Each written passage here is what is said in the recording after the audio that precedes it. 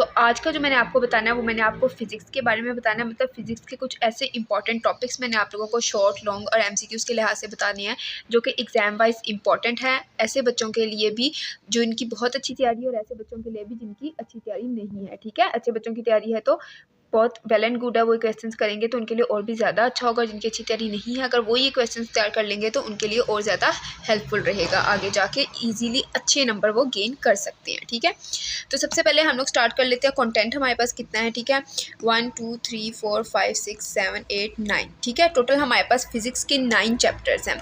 In physics के 9 chapters में आपने देखा होगा केमिस्ट्री में एज सच क्लास 10 में आपके न्यूमेरिकल्स इतने ज़्यादा नहीं है, लेकिन फिजिक्स मेनली न्यूमेरिकल्स ही होता है। ठीक है, तो मैं आपको उसमें भी बताऊंगी कि इस चैप्टर के न्यूमेरिकल्स आपके लिए ज़्यादा ज़रूरी हैं। सबसे पहले हम स्टार्ट करते हैं simple harmonic motion and waves का चैप्टर है। ये इंपॉर्टेंट चैप्टर है। इसमें जो सबसे ज़्यादा इंपॉर्टेंट है ना वो है हमारे पास motion of mass attach to a spring. ठीक है, motion of mass attach to a spring according to me, अगर आप इसकी जस्ट डायग्राम और ये डेरिवेशन कर लें तो ये अच्छा है। ओवरऑल जो हमारे पास अंदर डिस्क्रिप्शन दी हुई है वो टू द पॉइंट भी आप कर लेंगे तो ठीक है, ये ऐसा इतना ज़्यादा लॉन्ग में नहीं आता है। उसके साथ अलावा जो बॉल एंड बाउल सिस्टम है ये भी शॉर्ट में आता है। Motion of a simple pendulum ये एक इंपॉर्टेंट लॉन्ग है फेडरल बोर्ड का, इस चैप्टर का आप लोगों को ज़रूर करना है। ठीक है, दूसरा एक इंपॉर्टेंट शॉर्ट जो आंसर है इस चैप्टर का है वो है important features of simple harmonic motion. ये इस शॉर्ट में बहुत ज़्यादा आते हैं विद डेफिनेशन, तो इसको आपने बहुत अच्छे से करना है। ये जो डेफिनेशंस हैं ये आपकी शॉर्ट के लिए ज़्यादा इंपॉर्टेंट है या फिर एमसीक्यूज़ के लिए ये अक्सर आती हैं। डैम्प्ड ऑसिलेशन जो होती है ना, इसका बहुत ज़्यादा पूछा जाता है, एक इंपॉर्टेंट कॉन्सेप्चुअल क्वेश्चन है स्पेशली फॉर फेडरल बोर्ड बच्चों के लिए। ठीक है, फेडरल बोर्ड के बच्चे इसको बहुत अच्छे से करें क्योंकि ये अक्सर पूछा जाता है। उसके अलावा जो हमारे पास डिफरेंसेस बनते हैं मैकेनिकल वेव, इलेक्ट्रोमैग्नेटिक वेव्स का डिफरेंस हो गया, हमारे पास लॉन्गिट्यूडनल वेव्स, कंप्रेशन, रेयरफेक्शन का हो गया। ठीक है, ट्रांसवर्स वेव्स, इन सब के आप डिफरेंस कर लेंगे ना तो ये आपको बहुत अच्छे से इजीली ये टॉपिक कवर हो जाएगा। उसके बाद wave as carrier of energy ऐसा इतना इंपॉर्टेंट नहीं है। Relationship between velocity, frequency and wavelength ये कम ही आता है, लेकिन इसकी डेरिवेशन बहुत ज़्यादा इजी है, अगर आप लोग कर लेंगे तो दी बेस्ट रहेगा। रिपल टैंक जो है ये हमारे पास लॉन्ग है, इस चैप्टर का सेकंड इंपॉर्टेंट लॉन्ग। पेंडुलम के बाद सेकंड इंपॉर्टेंट जो लॉन्ग है वो रिपल टैंक है। इसके अलावा इसमें जो छोटी छोटी डेफिनेशन है ना वो भी शॉर्ट में अक्सर आ रही होती हैं। ठीक है, तो आपने अगर सिर्फ डेफिनेशंस भी करनी है, ठीक है, मैं आपको मेजर हेडिंग्स इसकी बता देती हूँ। डेफिनेशन हो गई, इसका कंस्ट्रक्चर हो गया, इसकी वर्किंग हो गई। ठीक है, और बाकी चीज़ों की जितनी भी इसमें डेफिनेशंस लिखी हुई हैं, एंगल ऑफ रिफ्लेक्शन हो गया, ठीक है, ये डायफ्रैक्शन हो गया, इन सब की जो डायग्राम्स है ना उन सब की आपने प्रैक्टिस ज़रूर करनी है जी। तो इस चैप्टर के जो न्यूमेरिकल्स हैं मैं आपको लोगों को बता देती हूँ जो ज़्यादा इंपॉर्टेंट न्यूमेरिकल है। सबसे पहले है 1 न्यूमेरिकल, उसके बाद है आपके पास 7th न्यूमेरिकल और 9th न्यूमेरिकल। ये एक इंपॉर्टेंट न्यूमेरिकल्स हैं इस चैप्टर के। ठीक है, मैं हर चैप्टर के न्यूमेरिकल्स आप लोगों को साथ साथ बताती रहती हूँ। उसके बाद आ गया साउंड। साउंड में ये जो चीज़ें ना ये आप रीड कर लो, इतना खास इंपॉर्टेंट नहीं है। करेक्टरिस्टिक्स ऑफ साउंड जो सी होती है ना इसमें हमारे पास आ सकते हैं कि कौन से करेक्टरिस्टिक्स हैं शॉर्ट के तौर पे, ये लॉन्ग के तौर पे नहीं आती, ये शॉर्ट के तौर पे आती हैं। आप इनकी जस्ट हेडिंग्स याद कर लो और अंदर जो चीज़ें हैं ना उनको समझ लो तो आप अपने से लिख सकते हो। इसी तरह पेज क्वालिटी, इन सब ये सब चीज़ें शॉर्ट के बारे में आती हैं। इसमें जो लॉन्ग आता है ना आपका वो साउंड इंटेंसिटी लेवल आता है, ये एक इंपॉर्टेंट लॉन्ग है। ठीक है, इसको बहुत अच्छे से आप जस्ट ये डेरिवेशन है, अंदर जो चीज़ें हैं ना वो आप खुद से भी लिख सकते हो एक बार रीड करके, तो ईजिली आप एक नॉर्मल एवरेज बच्चा भी इस टॉपिक को बहुत अच्छे से कर सकता है। Reflection of sound just definition आती है और इसके जो हमारे पास ये दी हुई हैं वैल्यूज़ दी हुई हैं ये एमसीक्यूज़ के लिए इंपॉर्टेंट है। स्पीड ऑफ साउंड जो है ना ये जस्ट आप रीड कर लो, एज सच क्वेश्चन शॉर्ट या लॉन्ग कुछ भी नहीं आता है। नॉइज़ पोल्यूशन भी नहीं आती है, इसमें जस्ट आपने रीड करना है। ठीक है, कभी कोई क्वेश्चन आ जाए शॉर्ट में, ठीक है, अनएक्सपेक्टेड सा, तो नॉइज़ पोल्यूशन ऑलरेडी आपको काफ़ी चीज़ें पता है, एक बार रीड कर लोगे तो आप उसके बारे में लिख सकते हो। इंपॉर्टेंस ऑफ अकॉस्टिक जो है ना वो एक इंपॉर्टेंट शॉर्ट है आपका। ठीक है, ये बहुत बहुत बहुत ज़्यादा इंपॉर्टेंट है, ये आपने ज़रूर करना है, इंपॉर्टेंस ऑफ अकॉस्टिक का।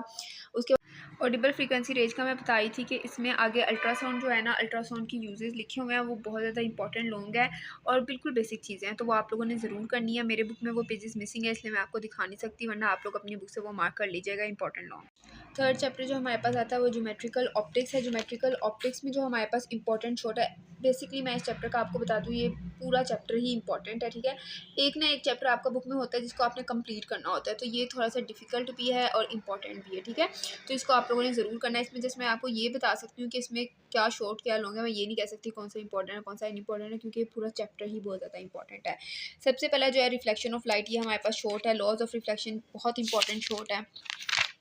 उसके बाद आपके पास टाइप ऑफ रिफ्लेक्शन कभी कभार आता है, सच इतना ज़्यादा नहीं आता, तो इसको आप रीड कर लो। स्फेरिकल मिरर्स में ये जितनी भी डेफिनेशंस आपकी लिखी हुई है ना, ठीक है, कन्वेक्स मिरर, ये सारा प्रिंसिपल फोकस हो गया, फोकल लेंथ हो गया, ये सब की डेफिनेशंस अच्छे से आनी चाहिए आपको। कन्वेक्स कनकेव मिरर का डिफरेंस आ जाता है आपको।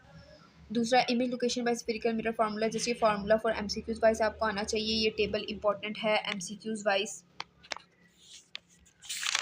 फिर रिफ्रैक्शन ऑफ लाइट सेम, इसके जो लॉज है ये हमारे पास ये शॉर्ट है पूरा, और लॉज जो है ये भी शॉर्ट है हमारे पास। Speed of light just read कर लीजिएगा। रिफ्रैक्टिव इंडेक्स जो है ये हमारे पास आपको अच्छा आना चाहिए, ये न्यूमेरिकल्स में भी इसके बारे में क्वेश्चंस हैं।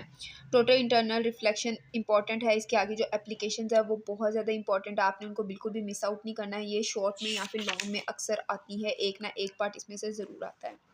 इमेज फॉर्मेशन बाय लेंसेज, ये हमारे पास कुछ डायग्राम्स आ जाती हैं, ये बहुत ज़्यादा इंपॉर्टेंट डायग्राम्स हैं, ये अक्सर आ रही होती हैं कोई ना कोई। इनमें जो क्वेश्चनिंग पूछी जाती है ना वो इस तरह पूछी जाती है आपको, या तो ये वाली लाइन दी जाती है, ठीक है, कि हमारे पास एक इमेज बनाए जिसका बिहाइंड द ऑब्जेक्ट वर्चुअल हो, इरेक्ट हो, लार्जर दैन द ऑब्जेक्ट हो, या फिर object between lens and F, ठीक है। तो आप लोगों ने जब भी इस डायग्राम की प्रैक्टिस करनी है, सबसे पहले आपने रिटन प्रैक्टिस करनी है, खुद बना के देखना है। दूसरे, इसकी जब भी प्रैक्टिस करनी है आपने इन दोनों ही सेंटेंसेस को याद करना है हर डायग्राम के साथ, क्योंकि इन दोनों में से कोई भी बात आ सकती है और कह सकते हैं इस तरह की डायग्राम बनाओ, तो आप लोगों ने कंफ्यूज बिल्कुल नहीं होना है।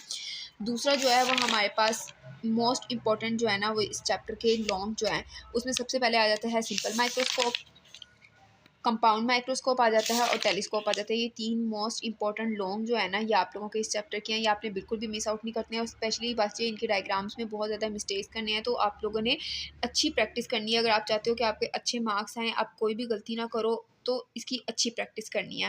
ह्यूमन आई जो है अकोमोडेशन का आपकी बायोलॉजी में भी बहुत ज़्यादा इसके बारे में बात है। वैसे ये सिंपल सिंपल डेफिनेशंस आप करना, और इसमें जो पॉइंट्स हैं इनकी वो एमसीक्यूज वाइज इंपॉर्टेंट है। डेफिनेशंस और एमसीक्यूज वाइज चीज़ें जस्ट इंपॉर्टेंट है, इतना खास ये नहीं है, इसमें से एक आध कोई चीज़ कभी कभार आ जाती है। इस चैप्टर के जो न्यूमेरिकल्स हैं ना उनकी प्रैक्टिस आपको अच्छे से आनी चाहिए, क्योंकि इन सारे ही न्यूमेरिकल्स बहुत ज़्यादा इंपॉर्टेंट हैं। आगे मैं आपको कुछ वीडियोस में पेयरिंग भी बताऊंगी, तो आप लोग पेयरिंग के अकॉर्डिंग भी न्यूमेरिकल्स और अपने लॉन्ग क्वेश्चंस तैयार कर सकते हो चैप्टर वाइज। फिर आगे आ जाता है हमारे पास इलेक्ट्रोस्टैटिक का चैप्टर। इलेक्ट्रोस्टैटिक में हमारे पास इलेक्ट्रोस्कोप आ जाता है। इलेक्ट्रोस्कोप एक इसमें हम आप ओवरऑल व्यू देख लो इन सब हेडिंग्स का, तो ये शॉर्ट के लिए इंपॉर्टेंट है। फॉर्मूला जो है ये हमारे पास लॉन्ग के लिए इंपॉर्टेंट है। Electric field and electric field intensity short with its formula important है। इलेक्ट्रिक फील्ड लाइंस आपको बनानी आनी चाहिए। अक्सर आ सकता है कि पॉजिटिव की इलेक्ट्रिक फील्ड लाइंस बताओ, नेगेटिव की इलेक्ट्रिक फील्ड लाइन बताओ, तो उनकी डायरेक्शन आपको पता होनी चाहिए। Electrostatic potential same definition and its formula आ जाता है, ठीक है। फिर उसके बाद आ जाता है कैपेसिटर और कैपेसिटेंस, ये बहुत ज़्यादा इंपॉर्टेंट लॉन्ग है। इसके जो हमारे पास कॉम्बिनेशन ऑफ कैपेसिटर्स हैं पैरेलल में, और जो इसके कॉम्बिनेशन ऑफ कैपेसिटर हैं इन सीरीज़ में, ये दोनों लॉन्ग बहुत ज़्यादा आते हैं, ठीक है। और इसका न्यूमेरिकल्स बहुत ज़्यादा पूछे जाते हैं, तो आपने इस चैप्टर से रिलेटेड या फिर इस टॉपिक से रिलेटेड जितने भी न्यूमेरिकल्स हैं वो ज़रूर करने हैं। आगे आ जाते हैं कैपेसिटर की टाइप्स आ जाती हैं, ये भी बहुत ज़्यादा इंपॉर्टेंट है। यूजेस ऑफ कैपेसिटर भी बहुत ज़्यादा इंपॉर्टेंट है। एप्लीकेशन ऑफ इलेक्ट्रोस्टैटिक्स में जो सबसे ज़्यादा इंपॉर्टेंट है वो ये लाइटनिंग और फायर और एक्सप्लोजन आ जाती है। ये दोनों ऐसे इतने ज़्यादा नहीं आते हैं, तो बेशक आप लोग जिस चीज़ को एक बार रीड भी कर लीजिए तो काम चल जाएगा। करंट इलेक्ट्रिसिटी हमारे पास आ जाता है, इसकी इलेक्ट्रिक करंट की डेफिनेशन, इस फार्मूला एंड इट्स यूनिट्स आ जाते हैं हमारे पास इसमें। उसके बाद current flow from positive to negative या negative to positive, conventional current क्या होता है इसकी डेफिनेशन आ जाती है। मेजरमेंट ऑफ करंट कैसे होता है, ये एक इंपॉर्टेंट क्वेश्चन है, गैल्वेनोमीटर सीरीज़ में लगते हैं, या फिर ये चीज़ें आप लोगों ने पढ़नी है। इसमें जो बातें लिखी हुई हैं ना वो हर लिहाज से इंपॉर्टेंट है, अक्सर एमसीक्यूज में भी पूछी जाती हैं। पोटेंशियल डिफरेंस की डेफिनेशन हो गई, इलेक्ट्रोमोटिव फोर्स की डेफिनेशन हो गई, मेजरमेंट ऑफ पोटेंशियल डिफरेंस किस डिवाइस से कर सकते हैं, ये क्वेश्चन हो गया। मेजरमेंट ईएमएफ किस डिवाइस से कर सकते हैं, ये एक एमसीक्यूज वाइज इंपॉर्टेंट है। उसके बाद जो इस चैप्टर का सबसे ज़्यादा इंपॉर्टेंट टॉपिक है वो है ओहम्स लॉ, ठीक है। ओहम्स लॉ आप लोगों के लिए ओवरऑल बहुत ज़्यादा इंपॉर्टेंट है। नॉन ओहमिक कंडक्टर्स कौन से होते हैं, किन फैक्टर्स पे रेजिस्टेंस डिपेंड करती है, ये पूरा एक इंपॉर्टेंट लॉन्ग क्वेश्चन है। इसमें जो हमारे पास ये बने हुए हैं ना ग्राफ, ये अक्सर एमसीक्यूज वाइज और शॉर्ट में आपके आते हैं, तो आपने इनको बिल्कुल भी मिस आउट नहीं करना, ये इंपॉर्टेंट है। कंडक्टर इंसुलेटर हम बहुत छोटी क्लासेस से पढ़ते आ रहे हैं, तो ये हर बंदे को ही पता होनी चाहिए, आप रीड कर लीजिएगा। कॉम्बिनेशन ऑफ रेजिस्टर, जैसे कैपेसिटर के कॉम्बिनेशन इंपॉर्टेंट है, इसी तरह रेजिस्टर के भी कॉम्बिनेशन इंपॉर्टेंट हैं फॉर लॉन्ग क्वेश्चंस।